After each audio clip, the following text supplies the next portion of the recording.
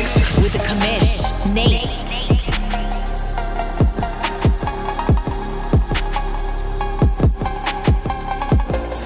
Well, that's how it goes sometimes. Welcome into Press Pass Live, your weekly podcast show for the OMFL. What's up, CB? What's up, Randy? Thanks for hanging out with us. Wrong intro, but it's okay.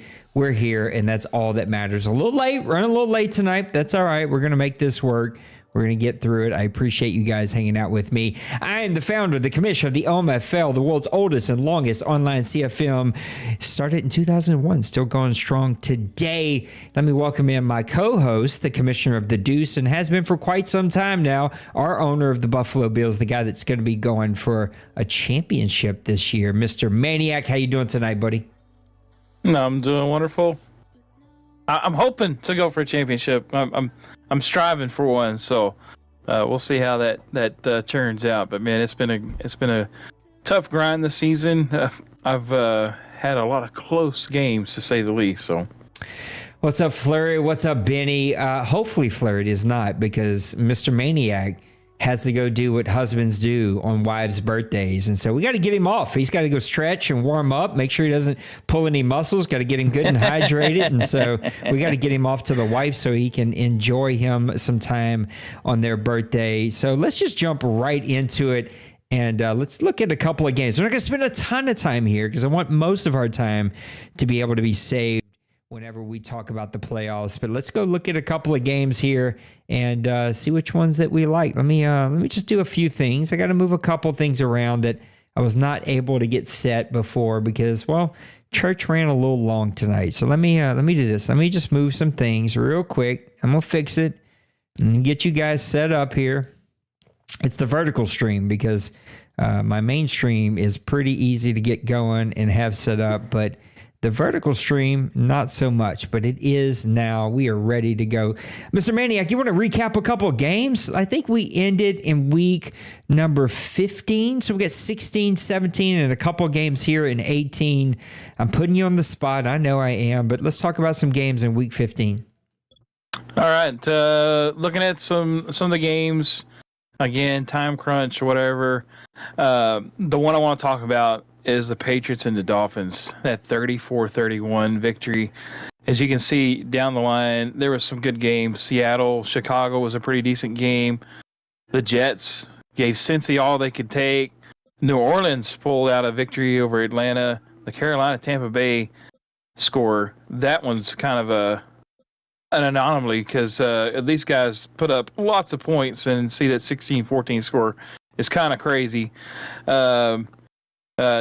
Washington beat Dallas, which I think that was a sim game though, so that one don't count. Philadelphia played a really good game against the Raiders, 27-24. That was a really good game. Buffalo and Cleveland, another close game, 14-12. That's like baseball scores nearly right there. So, but again, the one I wanted to talk about, the Patriots and the Dolphins. The Patriots get the 34-31 victory over the Dolphins. Lots of yards put up by the Patriots, 476 yards total gain, and only 65 of those were rushing. 400 yards passing, 22 first downs. It feels like those should be reversed if you would have thought about that before this game was played. Exactly. That would have been, if I had to say, okay, who's going to have the 400-yard passing game, it would have been like, oh, Dolphins, easy. But that wasn't the case. Both guys did turn the ball over 2 times, so that portion of the game was even. Time of possession, though, look at that, 27 minutes compared to 9 minutes to the Dolphins. I can't imagine only having the ball for 9 minutes. I mean, that's nuts. Yeah, that is crazy. Looking at the individual stats here, Rusty Starr has been a star in this league so far this season. He has turned it on. He is probably the top quarterback in the league right now. 402 yards passing, 3 touchdowns. Did have the 2 picks. Miami does have a vaunted and very solid defense, so that's just kind of expected sometimes. 2 sacks both given up for both teams. Duke had a solid day. 278, with 3 touchdowns, 2 interceptions. Only 12 of 18, though. That's kind of a weird stat. I only seen him throw the ball 18 times. But, man, Rusty Starr was flinging it around the field. Rushing stats, Stevenson, he had 50. I don't see a whole lot from Miami here, so I don't know if it got away from them really quick and they just had to abandon the running game completely. Looks like it only had like 4 carries on the game. Rushing, so yeah, that's I don't know what happened there, but like I said, it must have got away from them really quick and they just had to throw the ball. But 12 receptions for Ricard. Man, this guy has been on fire and opened every moment of the day for Rusty Starr. 229 yards and a touchdown. Man, he has just been phenomenal. You see, Waddle had 111 and a touchdown. Hooper had a touchdown there for New England. He's just spreading the ball around, though, and he does get Ricard. That is his top favorite target, but, man, he spreads the ball around and utilizes all his weapons. 11 tackles for Ramsey. Anytime your cornerback is leading tackler for your team. No bueno, exactly. Leading tackle for a loss was Seiler. He had 4 sack leader. Childs, again, this guy is very underrated. If you play this guy, he is huge. He is so big on the line, and he gets into the backfield. It seems like every other play. That was like a steal of the draft there. Judon had a sack and a couple half sacks there for several guys there looking at the stats. Murphy had an interception. Ramsey had an interception. Harris and Mapu had an interception there. So, but, man, that was a close game. But the Patriots got it done and really kind of got the monkey off his back. I think that was the first win against the Dolphins so far this Madden. So he's really starting to see like an improvement in his team. He's getting there. I also, for the first time ever, just realized that Joe Duke is from Miami and plays for Miami. Hometown boy, getting it done over there. Not the second half of the season, though, that you would have expected from Mr. Joe Duke. What about week number 15 or 16? Sorry, we just did 15. Week number 16. Okay, again, there's a lot of games we could talk about. I'm going to talk about a little bit, a couple guys that don't get talked about a whole lot. So, the Vikings and the Green Bay Packers at 48-45 game. That's talk about some of those games we had 12-14. This game just like is total opposite of that. Lots of games we could have picked from. Dallas getting a 3-point victory over the Giants. Man, I'm fixing to lose my voice. Don't get choked up about it. I know Dallas, barely won. That brings joy to your heart because you haven't had a lot of that this season. So, they have bit the bullet, I think, so far this season. So I'm ready for the draft. Than my Saints. So, man, but there was a lot of games that we could talk about. Tampa Bay losing by 6 points to the Rams. Seattle got the victory over San Francisco, but I think that was a play against a CPU. Yeah. Houston has done a really good job this season. I know the record doesn't show it, but man, 24-20 loss there to the Kansas City Chiefs. He has really turned things around. He's really been competitive in all of his games this season. Washington, Chicago, another close game. Buffalo again with another close game. I don't know how you do game win. I talk about you every time I see every game I log into. First quarter, second quarter, third quarter, Bills are losing. I end up needing to walk away. I come back, check the scores, and he won. I'm like, how? It's like the opposite of me. That's really why I said like the cardiac Bills, man, because it's some way somehow they kind of turn it on the second half and get the job done. So that's going to be a problem though, I think, in the playoffs. So we'll have to see what happens. But that game I want to talk about, the Vikings and the Packers. Both these guys put up some numbers. If you see right there by the quarter, Minnesota put up a 24-point second and a 21-point fourth quarter. Man, I don't think I've put up that many points probably in like 3 games combined. So, rushing yards, the Vikings, 157, 324 yards passing. Really very efficient on offense. Over on the other side, 600-plus yards of offense for the Packers. 565 of those coming through the air. Man, I can't even get over 200 yards a game passing through the air. I don't know how these guys are doing it, but they are doing it. So first downs, 20 for the Vikings, 15 for the Packers. Again, just you look at the close score, though, 3 turnovers for the Packers, 1 for the Vikings. Makes a big difference in these close type scores. Time of possession, a little bit of a nod to the Vikings with 22 minutes compared to 14 for the Packers. Looking at the players, and these quarterbacks, they could miss. It looked like McCarthy, 5 touchdowns, 1 interception, 13 to 23. Just tremendous. I think he was kind of shopping this guy, trying to get rid of him, and he looks like he's a Pro Bowl quarterback. Manning Jr., 6 touchdowns, 2 interceptions, 16 to 34. There was no lack of passing attack in this game, that is for sure. Minnesota did have some running going on. I do like this guy Moorhead for the Vikings.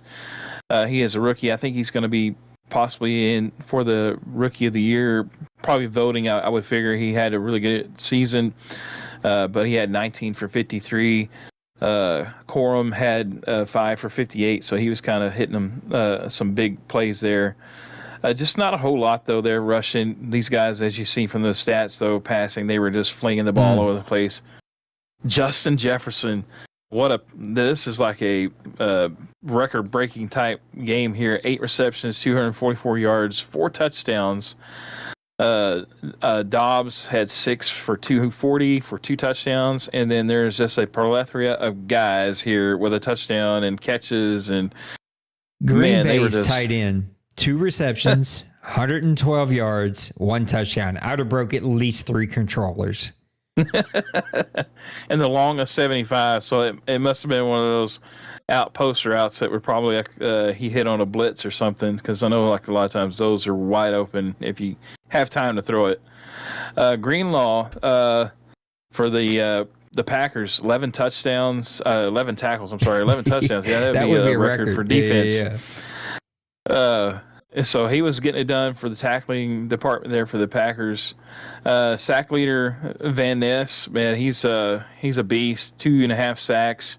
Turner, I think he's kind of an underrated up and rising player in this league. He had a sack, and White had a half a sack there for the Packers. Interception leaders, Spillane, I don't know how you say that, but he had 1. Marshall had 1, the import. And McKinney also had 1 for the Packers there. But, man, close game, high scoring. If you don't like defense, you like seeing points flying off the board, this was the game for you, because there was no defense in this game. But man, those interceptions, those turnovers definitely are big in a close game like this, and you saw that happen there. I'm sure we might talk about it, but as we turn the page to week number 17, what has happened to the Rams? They lost to the Minnesota Vikings 31-26. Chicago falls to Green Bay. Green Bay continues that kind of offensive hot streak, 49-24. A 17-13 victory for the Patriots as they play a defensive game. Bunch of close games here. Seattle loses to Kobe, 37-31. Houston loses by 10 to Jacksonville, 31-21. Detroit, we see you in the chat. My old eyes, I'm pretty sure I'm reading this right. 23-27? Am I reading that right? Is it 29? I don't know. I can't tell. 23. It is 23. There you go. All right. See, I need these bifocals to get going here. Indianapolis with a 48-34 victory over Pittsburgh. Atlanta 27-20 Tampa Bay. Some more close games. 28-30. Dallas loses to the Las Vegas Raiders. Arizona 40-38. That was my game against my Saints. Overtime. I stopped him on 4th and goal. We get a pick.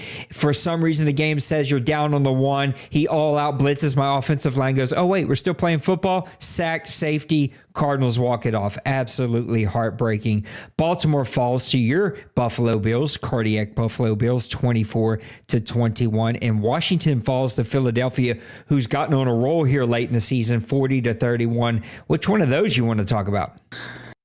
You got to look at the Cowboy Raider game, man. That's seeing Dwayne, late in the season, kind of have a hiccup. I know it's not a big hiccup, but you don't see that from Dwayne a whole lot. So you got to give some props to the Raiders or anybody who ever has that game against Dwayne. So we're going to take a look at that. The Raiders offensively coming in, passing the ball 289 yards. The thing with both these teams, though, they were keeping the chains moving. 19 first downs for the Cowboys, 17 for the Raiders. They were just turning the chains all game long. Turnovers. The Raiders did have one. The Cowboys didn't turn the ball over and still able to pull out the victory. That's a very impressive point. And then also having the time of possession win against the Cowboys is another big thing I think you don't see very often when you play the Cowboys. Prescott had a very good game, almost flawless game. 2 touchdowns, no picks, 16-24. Walter had 2 touchdowns. He did have a pick, but he's 18-28. Really solid outing from Walter, who is also an import guy from last Madden. So Mullen, though, getting a job done on the ground for the Cowboys. 11 attempts, 79 yards, 2 touchdowns. McCaffrey had a solid game for the Raiders. He didn't go away from the run game. He kept turning the run game, even though he was only getting about 3.9 yards a carry. He kept that presence going, though, and looked like it paid off for him. Looking at receivers, Myers. I mean, I don't see much from this guy, but 6 receptions, 131 yards, and a touchdown. Really solid outing. CeeDee Lamb had 5 for 98. Then Fletcher, the wide receiver, the rookie guy for the Cowboys, 3 receptions, 64 yards. Big receiver, too, 6'4". Looks like a tight end out there, but 2 touchdowns. And then Bowers also getting 3 catches for a touchdown, also for the Raiders. Looking at the defensive stats, the tackle leader, Chad Gray, the free safety. He is a phenomenal pickup so far for the Cowboys from this last draft. 10 tackles. It doesn't have any other stats really showing there, but solid tackler there in the secondary for the Cowboys. Hobbs had 8, 1 for a loss. Looking at sack leaders, Eckenberg had 1, and then Kuntz had 1 for the Raiders. And then your interception guy was Brahma for the Cowboys, picking the ball off there for the Cowboys. But I did remember Dwayne was talking about he was deeply impressed with how a very low rated right tackle played really well for the Raiders and was a difference maker in this game. So, but man, kudos to Jay Bowles and the win against the defending champs. We just advanced a couple hours ago, like earlier this afternoon, and man, we've already got a bunch of games in. Green Bay beats Cleveland 30-24. I think that ends Cleveland's playoff push. That's what they're saying in the chat. Big Hurt is in his final game in Atlanta, wins 13-12, a game neither coach really wanted to win.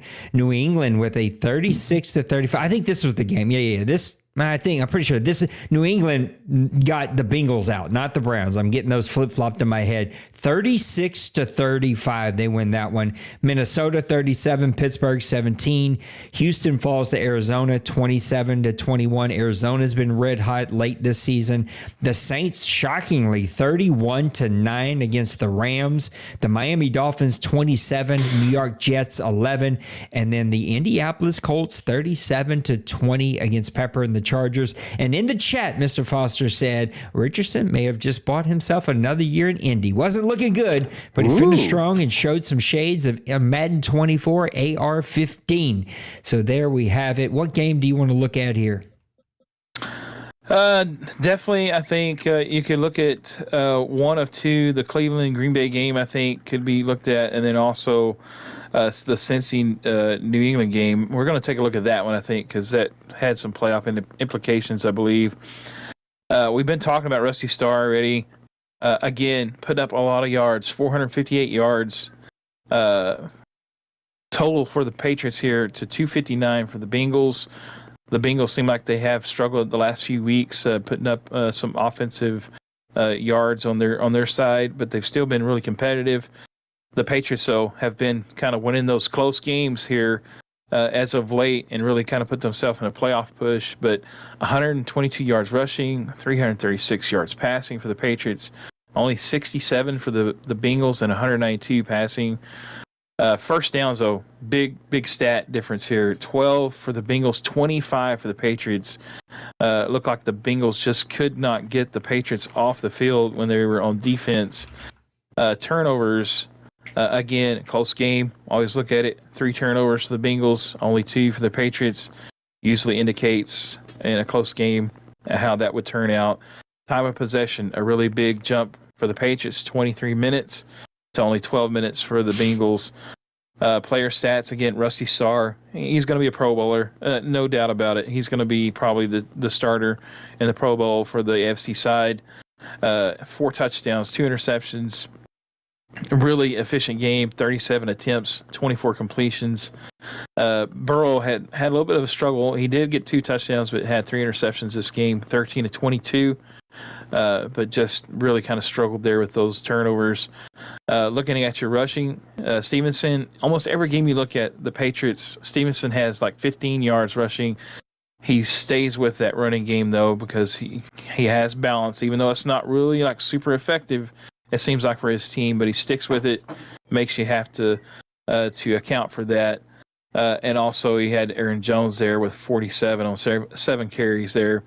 Allen, the young guy there for the Bengals, had 47 on 7 carries also. And I really have to give also the Patriots, they do give a good mix of across the board on their running backs, man. They get 3 deep most of the time, and they're getting 4, 5, 6 carries a game. And so he's really mixing it in well. Again, New England with the passing attack, Christian Kirk, 7 receptions, 115 yards, 2 touchdowns. Ricard, again, right there at the top, 9 receptions, 94 yards receiving, and a touchdown. Jamar Chase did get 4 for the Bengals with 83 and a touchdown. And then Barkley also had 3 for 44 and a touchdown as well. Looking at your defensive stats, McCord for the Bengals was the tackle leader with 11 tackles for a loss. Jackson and White also for the Bengals with 2. No sacks in this game, surprisingly. Both have fairly decent front 7. So Jordan Battle, though, 2 interceptions in this game, but just wasn't quite enough for his team.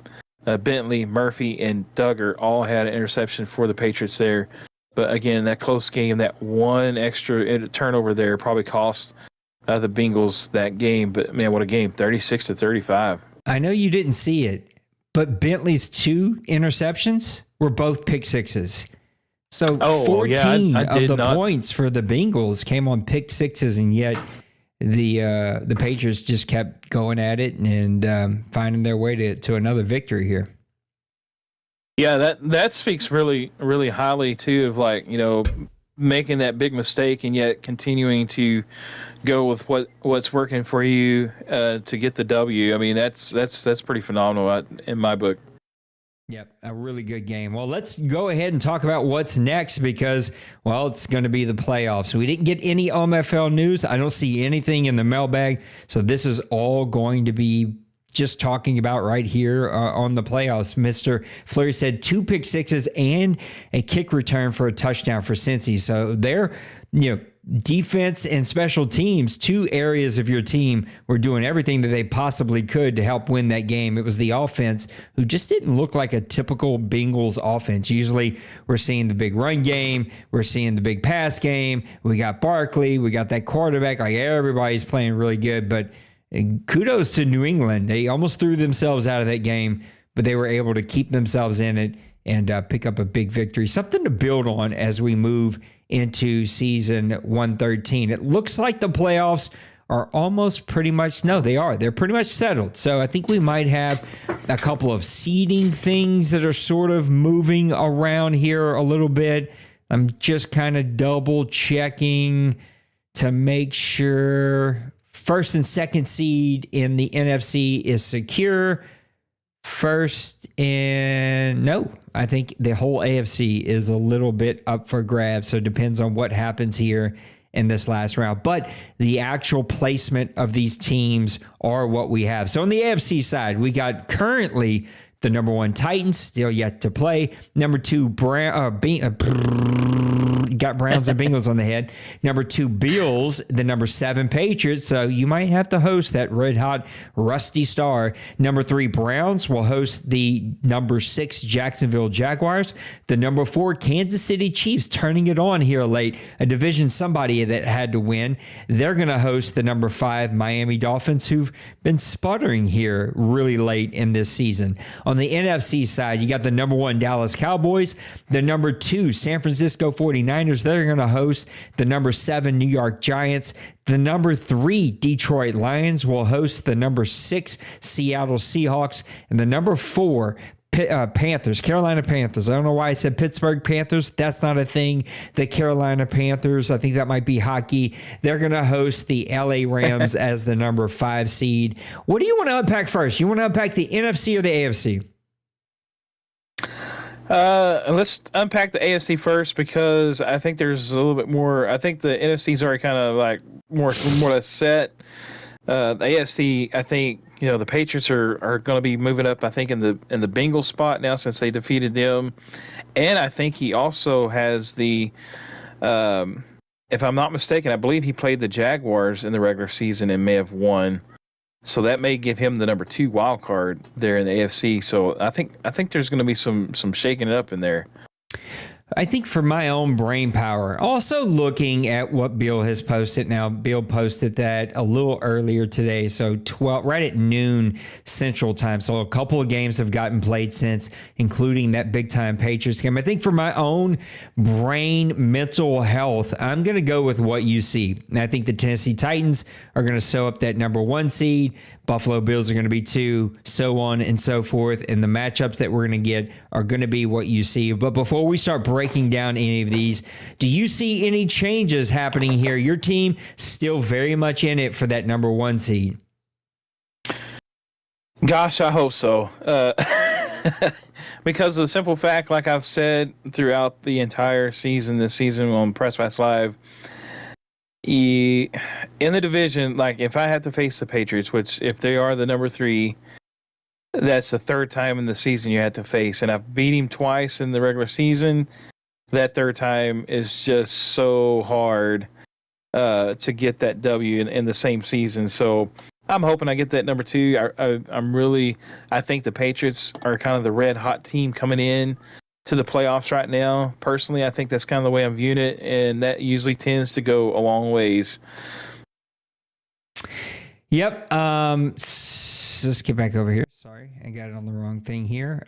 So I'm going to go with the matchups that we see, which would give me Buffalo Patriots, Browns and Jags, Kansas City and Miami Dolphins. There's a couple of these that I sort of want to pause and think about for here half a second. Look, your Buffalo Bills, if this is the way they've played out, are going to be up for quite the matchup whenever we get against Rusty Star, against your defense. Your defense plays really good, and I think this is strength versus strength. You make people play to their weaknesses and try to use those weaknesses to beat you. That is not easy to do for any team that's going to be on the road to face Buffalo. I'm not going to talk this one out a ton. I am so excited to see Lost Sniper and the Patriots in the playoffs. Rusty Star playing good football. I just think this is going to come to a close game. The Cardiac Bills, though, are going to pull it out. They've been pulling out big time, tight, close games all year long. It's going to be no different here. I think they're going to win this matchup. They're going to move on to the divisional round. I like Buffalo to beat New England. What's your matchup here? Give me your breakdown. Yeah, I'm going to go as well for the sake of my brain. I'm just going to put I'm going to trade out the Bengals with the Patriots at that number 2 spot. But I think I'm going to face off against the Jaguars here. And it could be the Patriots, but I'm just going to say the Jaguars right now. But again, we've played a couple games against each other already the last couple seasons, and the Jaguars and Fleury has played really well. Now I think that his strength, I think his running game, I think he plays really good with his running game. He plays well with play action pass, and I just think that that's going to be a good matchup with my Bills as well. I do think, again, the way I've been playing these close games, kind of rely on the defense to really kind of set the tone for my team, and I do think it'll be a really close game, like this 24-20 type game. But I do think that'll advance around to the next round of the playoffs. My next matchup is going to be Browns-Jaguars. I feel like the Jaguars are mentally checked out. Now, listen, Fleur's a fighter. He is not going to give up. He's not going to lay down. I'm pretty sure he's going to have a comment here in the chat any second left. But I think he's already moved on. He's ready for his next team. The Browns are Mr. Steady Eddie. I think the Browns are going to get a pretty decisive victory here. Fleury's going to move on to his new team. Big Hurt can finally leave me alone. Nicehunger can go get his new team. Everybody can settle into their new digs, get some fresh paint on the wall, move the office couches around and get settled. Browns move on. Who's your round 2 matchup or in this wild card weekend? See, so that put my matchup between the Browns and the Patriots. And just from what we've saw so far, I know Denbrew, he has played a really great season so far. He's had some really tough schedule, I think, as well. A lot of these guys have, and but I just think the Patriots are coming into this playoff red hot. He's got the passing game going for him, and as we saw, like the last 4, 5, 6 weeks, he's put up 400 plus yards passing pretty much every week, and putting up multiple touchdowns. I just think he's got things figured out on the passing. If he can just curb the occasional mistake here and there, I think it's going to go a long ways. Even into the playoffs. And so I really see the Patriots actually getting the road victory here against the Browns and give me a 38-31 victory for the Patriots. Patriots are going to upset the mighty Browns. 2 board members are going to absolutely hate each other. I'm kidding. They both like each other, both good dudes. I'm just, again, going for sake of my own mental health with what we see. Kansas City against Miami. The reason I normally would not pause is because Miami was so dominant early in the season. And let's just be honest, Kansas City didn't, blow the world away in the OMFL with how well they played this season. They sort of won a division that nobody seemed to want to win, and the team that maybe could have won it went on vacation for a couple of weeks. And so I don't think we ever truly seen the best team kind of float to the tippy top here. I know they're at home. I know they've got, Patrick Mahomes and that offense, and he has played better here in the last 3 weeks or so as he came to the end of his stretch. I just like Miami.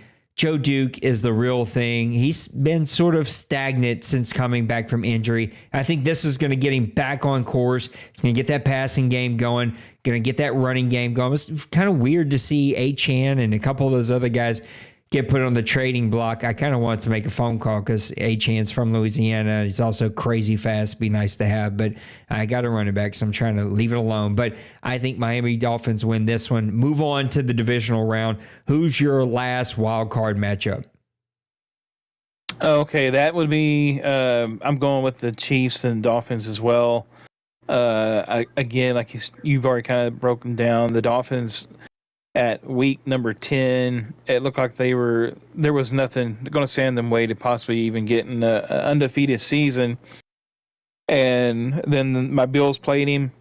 We played him really well at home, and we got the victory. It kind of started the chain reaction that sometimes can happen in Madden. So, and he's really kind of limped into the playoffs. But anytime you're limping into the playoffs with 99 speed, and you still got guys that have gotten well more speed than most teams even want to dream they can have, that's going to give you an edge. Now, I think the Chiefs are also a speedy type team. They're both kind of built similar, oddly enough. And so I think it's going to be a really good matchup. So, but I do think the Dolphins are going to get the victory here. They'll move on to the next round. Give me the Dolphins 31-27, though. It's going to be a really, really tight game. And look for this one to kind of end on one of those crazy deep balls to end the game, like with like a few seconds left. And it's just going to be like one of those insane plays that everybody's just going to be going like, oh, man, wow. I don't want to get crazy bogged down in the divisional round because now you've got several different matchups. I got different matchups. People get confused trying to listen to me. So let's just sort of get, quickly run through our divisional round and get to our AFC championship so we don't, sort of get a bunch of people, kind of lost in the sauce here and get them all mixed around. Supposedly, Fleury says, I'm a bit behind. Sorry, New England cannot jump Jacksonville in the standings. The best they can do is going to be number 7. So if they get in the playoffs, it will be against you. If you stay at number 2, and they would be the number 7 seed. But we're not going backwards. It is what it is. We're doing our best here. Playoffs and predictions get a little funky. So again, that's why I don't want to get bogged down in the divisional round where it gets really, really funky. I personally would have Miami versus Tennessee, Buffalo versus the Cleveland Browns. I think Tennessee's been red hot. I think they continue that. He has just built the team that Kobe has always wanted to build. He's got the quarterback that's got legs, can make the throws, can make the passes, got the big arm. He's got the fast, athletic defense that can make plays. I think Tennessee moves on. The Cardiac Bills finally are going to lose a game. This is going to be a tough one, but Denbrew finally gets his revenge, finally finds his way back to an AFC championship. I got Tennessee. I got the Cleveland Browns in the AFC championship. Break down your divisional round. All right, so that would put my divisional round between the number 1 Titans against the the Patriots. At that point would be the lowest ranking team for me. So it'll be Titans Patriots. I think this one's going to be a really, really close game, and that would put the Bills versus the Dolphins, which oddly enough I have 3 AFC East teams all making this round. So. That speaks highly for my guys from the division. But I think all these are going to be like really close games. I think, again, though, we talk about the Dolphins and the Patriots all in my division. The Titans have been on a roll. I think the Titans and the Patriots match up really well. They're probably the hottest teams coming in to the playoffs. And I want to say Kobe has had a phenomenal season so far up to this point, and I think it's going to continue, even though Lost Sniper has also had a great one. Give me the Titans to win out a close one against the Patriots, but it's going to be, I think, a high-scoring game. We've seen the Patriots have a lot of high-scoring games, and I think this one's going to be another one, like 30-something points. That brings me to the Bills versus Dolphins. I think, again, every time it seems like we play at each other's home, it's an advantage for each other. I know my Bills stadium, it seems like it affects kickers, and I've seen the Dolphins struggle kicking the ball at the Bills stadium. So I think that's going to give me an advantage here. So I'll be moving on to the next round. It's going to be a close game. Again, another 27 to like 24, 25, crazy score number looking like. But I think, again, I'm just going to win kind of like on a last-second field goal. That'll bring up the Titans versus the Bills in the AFC Championship. You got Titans Bills. I got Titans Browns. I think this would be a really good game, but I still, in my heart of hearts, believe Kobe's one more offseason from having that dominant team. I think the Browns get back to running the ball, being very nitpicky with that passing game, kind of picking you apart, taking those deep shots from time to time. Give me the Browns to upset the number 1 Tennessee Titans and find their way back into the OMFL Bowl to represent the AFC in OMFL Bowl number 112. I am strictly picking with my heart. There's something about the turnaround that the Titans have made. I just believe he's one more offseason away. Who knows? I could probably completely wrong. Tennessee may continue to roll right into the AFC Championship. I'm picking with my heart here. I'm taking Denbrew and those mighty Cleveland Browns. You got Bills, Tennessee. Break it down. Okay, so I've watched the Titans play the last few games. One, scouting them out just for the playoff possibilities, and then also just watching his games and stuff. And I've noticed that one thing about the Titans that have changed from last season He's gotten some probably what we call like dev increases throughout the season. He's got a couple guys on the defensive line. He's got a linebacker, his wide receiver, Bobby. I'm not even sure what his last name is, Bobby, though. He has been lights out, solid. I mean, just super, really good, catching everything, no matter if he's getting hit right as the catch, a pointed catch or whatever. He's still making those plays. And I think that his team has really grown up a lot this season.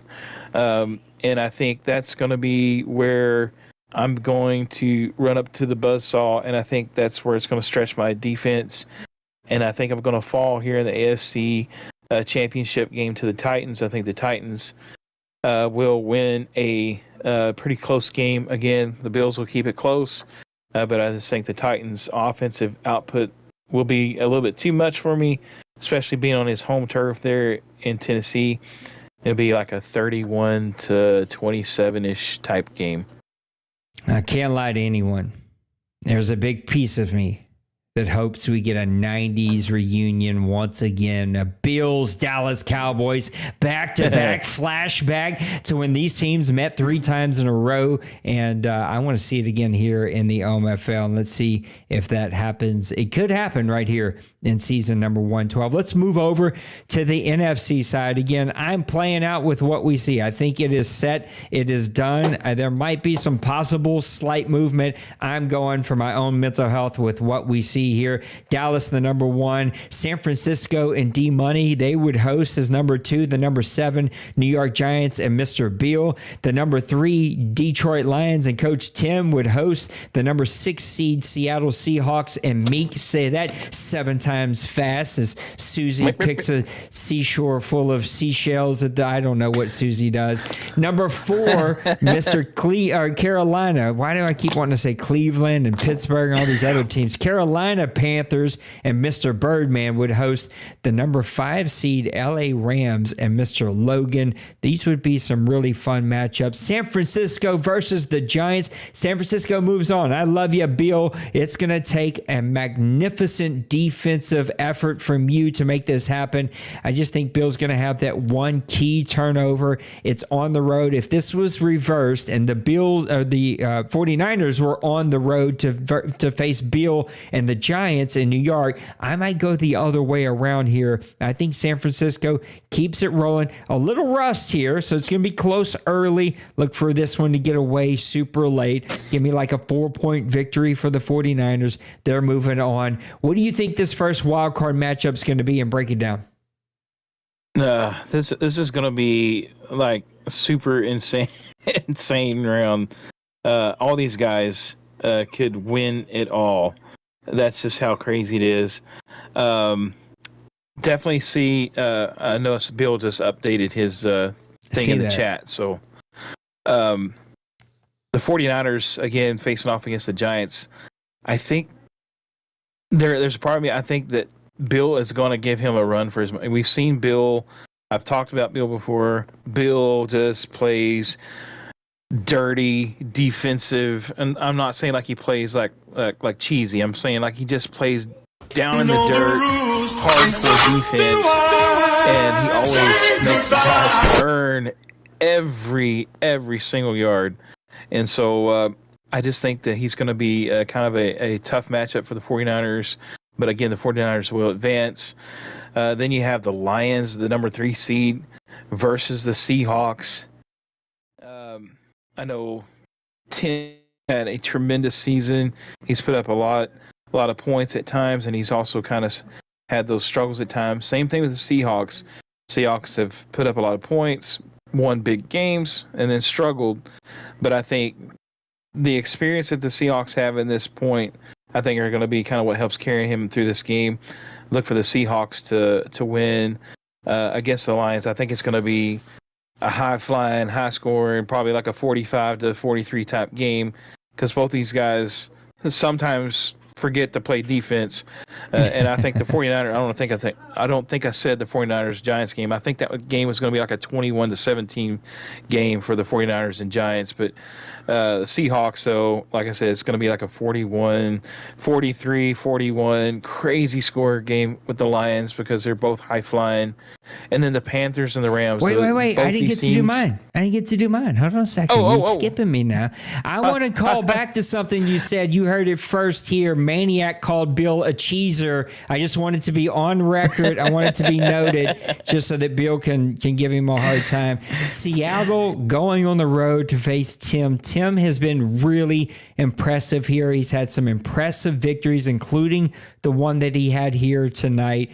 And being the number 3 seed in the NFC is nothing to not be boastful about. Like, he should be really proud of what he has built there in Detroit, and hosting the number 6 seed Seattle Seahawks is going to be tough. That is a team that has seemed to find and then lose himself a little bit at times this season, but has multiple victories over the 49ers, who we all hands down have said is probably the best owner that we have seen consistently when it comes to championships here in the OMFL, though Dwayne would want to argue it outside of championships. He's been the most consistent player.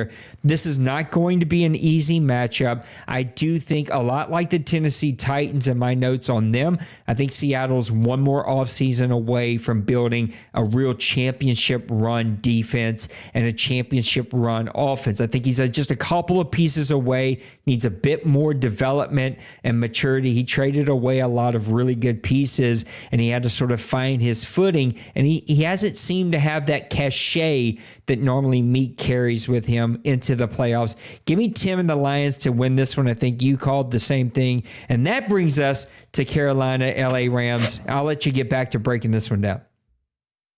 All right. Yeah, I just got so excited, talking about the Panthers and the Rams here, so I just kind of lost myself. But Bird and Logan both have very similar type game styles, I guess, or play styles, because they'll like lull you to sleep and then take the deep shot, and it's like it just kind of they just kind of play off of that, and I think once they kind of get a foothold in the game, they can kind of take over. Now, if they struggle getting you to fall asleep on defense, and you're kind of ready for what's coming, sometimes it gets them in trouble, and I think that's where that's the reason why you see them both having 6 losses at this point in the season. But I think this is going to be a really good matchup between both these guys. Give me the Panthers, though, to actually win this game and move on to the next round.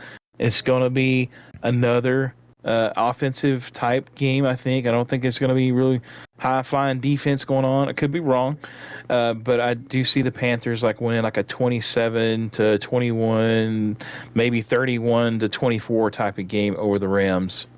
I think these two teams opened up the season against one another. If I recall correctly, and I watched this, it was a great game. Went late into the fourth quarter. The Rams ended up making a big play. I want to say maybe even overtime, the Rams made a play, or maybe the Panthers. I just remember it was a close game. It was a good game. They opened up the season. Well, one of these guys are going to end their season against one another. I do think Carolina's playing better, though. Playing Logan today, I feel like I sort of caught him with his pants down, right? Like, he's working from home, so he's like playing me in between work, and it's the holidays. And I think if this game happens whenever he is not having to work, he may get full-blown, fully focused Logan ready to rock and roll. But the Rams have lost a couple of games here, whereas the Panthers, though, I guess technically they lost against the Eagles, so they dropped a big game that you wouldn't have expected them to lose here. They're at 10-6. The Rams 11-6. The Panthers are still left to play here this week. I kind of tossed this up to, I don't know. Let's wait and see. I would say I do like the Carolina Panthers offense more than the Rams offense, but I really, especially with Nakua, who's going to be out for the playoff run. He got hurt in my game. He's out at least 4 to 5 weeks. I remember seeing the injury pop up. I don't know what the actual injury length is, but I think it's minimum 4 or 5 weeks. Definitely going to be out this week. I do like the Rams defense, though, way more than I like Carolina. He's got some absolute superstar studs there. And that tends to make me want to pick the Rams because if Bird has ever struggled, it's when you get pressure on him. His quarterback doesn't quite play up to par whenever he's got a lot of pressure, causing Bird to kind of flutter some throws, throw some picks. Not the biggest arm quarterback, not the biggest guy to get the ball out there. Give me the Carolina Panthers only because of the momentum, but don't be shocked. This will be a close game, and the Rams definitely can pull this one out. So I've got San Francisco. I've got Tim and the Lions. I've got Carolina. So I've got all the top seeds moving on. So that would give me Dallas and Carolina, Rams and San Francisco. Just like the AFC, I don't want to get bogged down here in my divisional round. So I'm going to move it through it really quick. Dallas is Dallas. And so Carolina, good on you. Bird is a great player. He's a championship player. He will win a championship in this league if he doesn't retire first. Hopefully he doesn't. And so I think he will win a championship in this league before this cycle or next cycle is over. But he's going to run up against a buzzsaw. And I just don't think he has enough firepower for that defense. And I don't think his defense can put enough pressure on Prescott like the Las Vegas Raiders were able to do this past advance. I like Dallas moving on to represent a portion of the NFC in the NFC Championship. Detroit, San Francisco. Tim, I'm so excited. I love confident, bravado Tim. Like, look, I'm there. I've done it. He said in the chat, I'm playing with no pressure. I'm moving in. I love the Tim rants that we're getting. I love all of it. I love it. Love it. Keep it going, Tim. Let's be honest, you're playing a Hall of Famer here, and you're playing, arguably the best guy that we've ever seen in this league. He's playing good football. I'm seeing a Dallas 49ers matchup, one that we've seen many, many, many times before. It's going to happen again. This time it's going to be in Dallas. Give me Dallas versus San Francisco. Who's your divisional round? How do you see that one playing out to represent the NFC and the NFC Championship game? All right, so I got the Seahawks and the Panthers and the 49ers moving on from the wildcard round. Cowboys, your number one seed, would face off against the Seahawks. Seahawks season ends there because the Cowboys, even though he lost to the Raiders, I think, again, when it comes to the playoffs, Dwayne just kind of turns on a different channel. I don't know. It's just like he gets more focused, more championship minded, and he just takes it to another level. And I think the Cowboys will defeat the Seahawks. Again, we haven't seen the Cowboys just blow out a lot of people. It's been a lot of close games, and again, that gives teams hope. But again, it's Dwayne. The dude's got more hardware than him, and D-Money got pretty close to the same hardware. It took Dwayne a little bit longer to get his. The D-Money's got all his kind of bunched up in a big pile throughout the Maddens. But if there's anybody that I would say I respect as a champion here, is Dwayne. And Meek Boy has played a significant season. We saw him trade away Metcalf. He got the rookie, and the rookie's played pretty solid for him. I think he's just going to continue to grow with that. But it's just not going to be this season. And it's going to end with the Cowboys winning like a 27-21 victory over the Seahawks. And then that would face off the 49ers against the Panthers in my scenario. Again, Bird seems to play really well with less at times, and it just seems like his team overall rating is not really great, but he's played really solid with that team. He has faltered a couple of times, and I think that's again where his season's going to end here. The 49ers, D-Money, unless D-Money decides to take a trip to Kalamazoo or whatever again during this point in time. But I think his trips are over, so he's going to be focused on the playoffs. And I just see D-Money and the 49ers advancing. And this one will probably be like we haven't seen D-Money put up as many points as he has in the past so far. I think it's going to be like a 27-17 victory for the 49ers, which would bring us to the 49ers versus the Cowboys.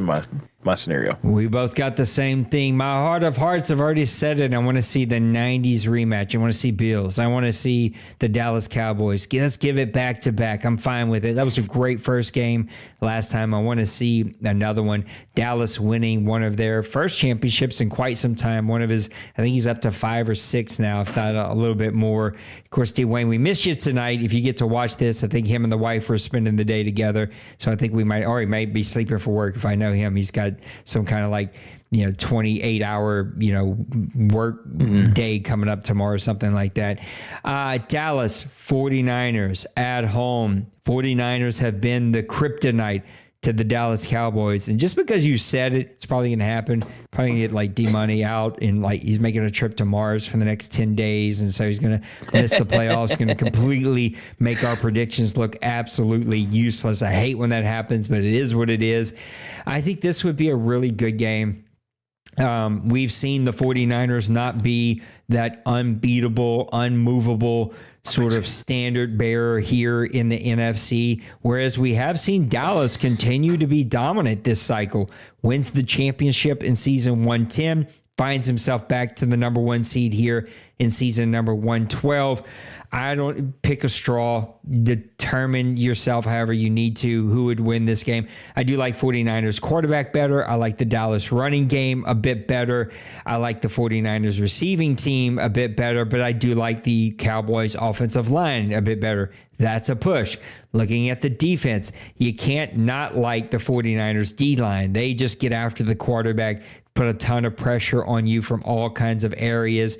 I like them better than the Dallas D-line. I like the Dallas linebackers, though, much better than the 49ers linebacker situation. And then DBs, you got to go 49ers. Even though if you kind of break those up to cornerback and safety, I'd probably split them again. I'd go safeties with the Dallas Cowboys. I'd go cornerbacks with the San Francisco 49ers.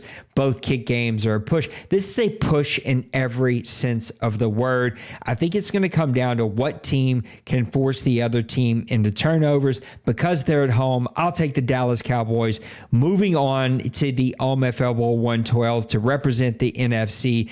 I got Cowboys. I got Browns. Who's your pick? Cowboys, 49ers. This is going to be really, we need to call this game because this is going to be an epic game. This would be fun. The Cowboys versus the 49ers, it's no bigger than, and really in the past, you talk about the Cowboys and Bills. The Cowboys and the 49ers have played so many matchups throughout the NFL's history, especially through the 70s, 80s, and 90s. This matchup, and then it's just kind of spilled over into the OMFL since Dwayne's run the Cowboys, and then D-Money's been over in the 49ers for a couple of Maddens now. And just the way these two guys build their teams, it's crazy. The way you broke it down, each position, how they've got it built. You look at it, and it's almost like a thing of beauty, like something kind of like an artist would do with a team. They just build great, man. So I just don't even know how to put it in words, but this game is going to be down to the wire. I think it's going to be fourth quarter. Both teams are going to be tied up, and the Cowboys, I think, in that situation, I think he has the advantage because we have seen D-Money make those kind of odd mistakes that we haven't seen D-Money make before.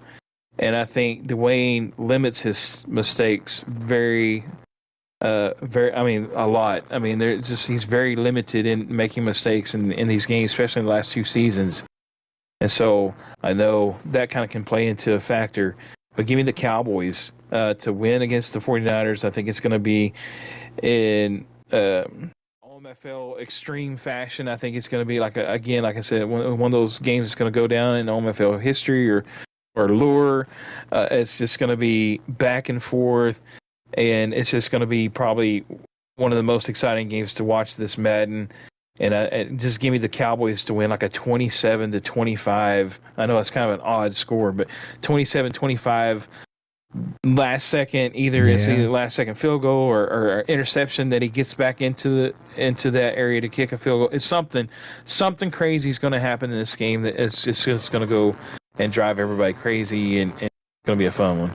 It's going to be so much fun to watch this one. It's just going to be a blast, and it should be an epic game, as you said, goes down in OMFL lures. So for me, I got Cleveland. I got Dallas in OMFL Bowl number 112. Who knows if this is really going to happen? So I'm not going to sit here and spend 20 minutes breaking down a game that, like, Browns could get bounced in the wild card. Dallas could, get hired to be a millionaire and never, ever have to, work again. And now he quit the OMFL, and so he's not even playing anymore. Like, who knows what could happen? So I would just pick Dallas. I think he's been the most consistent team this whole, 2 seasons that we've had in Madden 25 in the cycle of Madden 25. I think he's got a pretty consistent team. I think this loss against the Raiders has sort of made him more aware about how teams can beat him. And he's just one of these guys. 49ers, Dallas, Seattle, the New York Giants, Bill, there's a couple of guys that when I play them, I feel like they're literally sitting next to me looking at my controller. Like, oh, okay, I'm going to pick this play. I was just like, how? How do they know? How do they keep picking the perfect play every time? I think that's what you're going to see in this one. I think Denbrough's going to have a nice run here. I keep picking him, and he keeps getting himself bounced in the wild card round, so stop disappointing me, Denbrough. I think he makes a good run, a classic game. Dallas runs out early, gets a 17-point lead. Denbrough keeps plucking away, big interception late, makes it tight, and then we see the game turn around with 4 minutes left to go, and you're like, wow, what just happened? And it's like a 12-point victory for the Dallas Cowboys. They win their second straight OMFL Bowl. Who's your matchup? Who's your victory? We don't have to spend a ton of time, but give me something here to chew on and what you think might happen. All right, strap in, get ready, boys. No, it's the Cowboys versus the Titans. We've seen this matchup a few times. Kobe versus Dwayne, and we saw Kobe versus D Money. So either one of these, I think, would be an absolute phenomenal matchup. So we know what the Cowboys do: control the clock, don't make mistakes, play the strengths. We see the Titans sometimes can be a little bit more offensive minded, throwing the ball around, flinging it around to his wide receiver Bobby. I think that plays into the Cowboys' hands though, because anytime you're dropping back to pass a lot, and he's got that front seven with Micah Parsons and then some of those other guys that he's got, I think he's going to get some pass rush on them. I know he didn't have it this last game, but I think he's going to get it here in the playoffs. And then again, this OMFL championship game, I think it's going to be a really close game. But I think ultimately, though, it's going to play in the Cowboys' hands because he's so defensive-minded and really just makes minimal mistakes in a season. He probably makes less mistakes in a whole season than some guys making it in one game. So it's just kind of crazy. But he plays really efficient. And this game is going to be a good one to watch. Cowboys get the victory, though. I'm going to call it a 31-27 game, though. It's going to be a great OMFL bowl game to watch. And if you miss out, you're going to miss something. Yep, I can't disagree with any of that stuff. I think that's a great breakdown by you. And it's been a really good, fun season. I'm interested to see what happens this off season, especially with the rule suggestions. There's some guys that kind of got salty this past season. It's like, hey, you're in a league that actually gives you a voice. Sorry if it gets voted down, but chill out a little bit. Anyway, I'm excited to see what happens in the playoffs. I'm excited to see as we move into the offseason. And then we get to just what is one of my most favorite nights, the draft night. It's just fun. Get to hang out with all the guys here for 4 or 5 hours, do a live draft show. It's a ton of fun. It's always a blast to break down the draft picks. And I'm working on a brand new tool. If I can get it ready, I will give it to the league. I'm trying to see if I can. I'm going to go work on it maybe tomorrow night, but working on a tool. You may not find it useful. You may find it useful. I'm going to make a video about it. Super customizable. Will not be finished, but at least have all the players in there for you, broken up by a position, and you can kind of do your own thing with it and fill it in if you choose. But I'm excited to get to through the playoffs and get off into the off season. One final thought, Mr. Maniac. We're getting to the end here. Good breakdown by you on the playoffs. Great breakdown on some games that happened as we moved through. We're just a little over an hour here, so I still got time to go get my OMFL college game done. And you got time to go give that wife some loving. No mailbag, nothing to break down here. So give me one final thought as we close things up. Yeah, I'm with you, man, on the draft night, man. It's so fun. I think these games, and I hope again we can call maybe a couple of these games. And I think it'll be really fun. But the draft night, I think one of the things that makes it so fun because everybody's relaxed. There's no real full competition. Again, there's competition for the picks, but again, everybody's really chilled out about stuff and just having fun, and it's just a kind of a time to sigh from the season. I'm getting a chance to remake my team, get a rebranding, refresh, and a fresh start. So I think it kind of motivates everybody, and everybody kind of picks up spirits, and then it all kind of falls apart after the third, fourth week. Some guys are like, "Oh, my season's over." Some are like, "Yeah, I did really great." But that draft night, all that's gone. It's just the guys and the picks and just a good time. Absolutely is, and it is going to be a good time. Plus, I get to hang out with Maniac, so it's a ton of fun just getting on voice with Maniac. Usually, Big Hurt pops in. We get Priest and Nipples has been coming to the draft shows, and Nice Songer and Kobe. I mean, we get all kinds of personalities and voices and faces to come pop in. My one final thought is going to be about FPR this season. I think it is, and the reason I'm bringing it up now is because I hope it continues in the playoffs. We've had shady stuff. We always will. We've had some stuff that toes the line. We always will. And we had some breaks. We always will.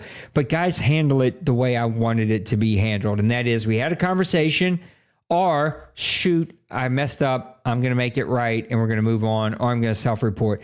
So far, now this is probably going to, probably going to get 8 of them now, but up to this point, no one is going to get popped on FPR. Several self-reports. A couple of guys went ahead and made it right, and we just moved on with our lives. A couple of guys that didn't make it right had FPR breaks in my games, and I was just like, I'm not turning you in, but you got to fix this. And it was mainly around zone. That's a problem here in the OMFL.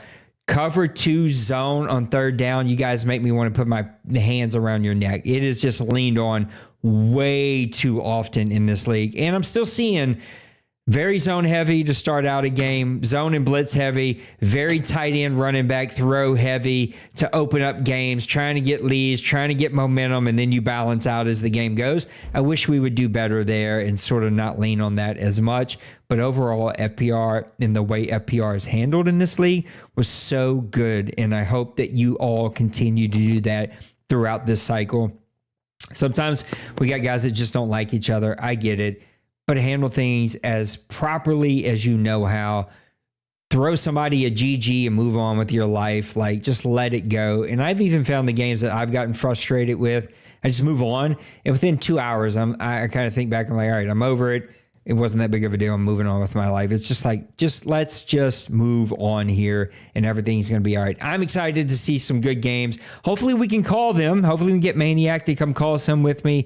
It'd be a ton of fun. I'm going to go work on a draft sheet. I'm going to go work on getting off-season stuff up. You can start submitting your off-season rules, and we're going to start a discussion if we're moving to all Madden. And then finally, we're going to start working on some graphics. My favorite thing. I love working on graphics. It's a ton of fun. Can get some graphics out there, and we're going to have a blast. Good luck to you, Maniac, in the playoffs. Good luck to all the teams in the playoffs. Again, I think they're pretty much settled in the NFC. Cowboys, 49ers, Lions, Panthers, Rams, Seahawks, Giants, they're all in. A little bit of seeding left to be figured out. Titans, Bills, Browns, Chiefs, Dolphins, Jaguars, Patriots currently in. Bengals hanging on there, Raiders hanging on there. There is some possibilities there, but they're going to need some help as we get down to week number 18. And the last, I think we've got 8 games left here to go in week number 18. So for Maniac, for all the board here in the OMFL, thank you. I appreciate you guys. I love you. You matter. Thanks for hanging out with me. Take care of yourselves. Take care of those around you. And we'll see you on the next one. Deuces.